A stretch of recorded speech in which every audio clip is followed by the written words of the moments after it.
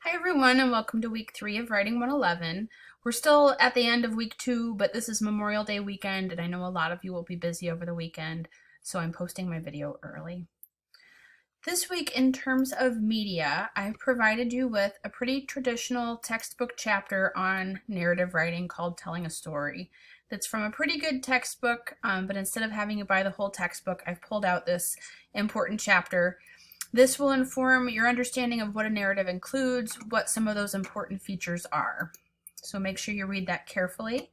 I've also provided you with a short TED Talk. It's an 18-minute long YouTube video in which Victor Wooten, one of my favorite musicians, tells what I think is a really informative narrative about music as language. He does it not in writing, but in the form of a TED Talk, but I think it takes on the form of this narrative of a learning experience that can be a good example for the kind of assignment we're working on. I've also posted the small group workshop. I apologize that I had accidentally posted it in week 2, so thank you to those of you who pointed that out to me this morning. So I've put you in a small group with 3 or 4 other students from class, and it's going to be due on Wednesday.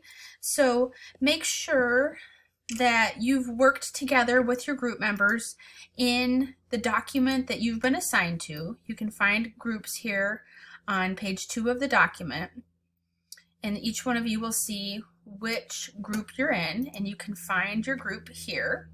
And basically you're going to do the same thing we did with a large group workshop, but you're just doing it with a smaller number of people. So you have more room to comment, you have more responsibility to notice. So go ahead and open up your group's example narrative, comment on it in the same style we did last time.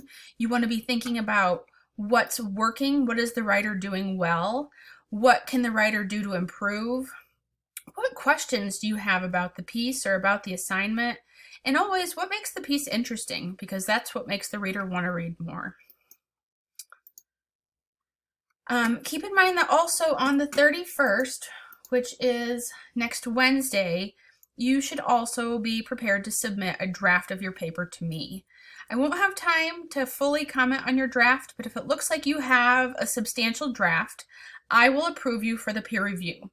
You'll then have a couple days to share with a small group of students and to get the same kind of feedback we've been giving on these other pieces.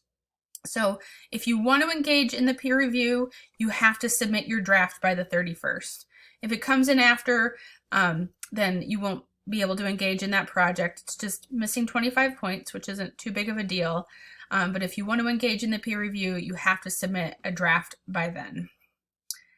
And then quickly, our Essay 1 will be due on June 4th, which is next Sunday. Summer school moves really fast. I mean, usually Writing 111 takes place over the course of 16 weeks, and we're doing it in 10. So this is pretty intense. Make sure that you're keeping up with the work and that you're checking in with me if you have any questions. Take care, everyone, and I look forward to reading more from you soon.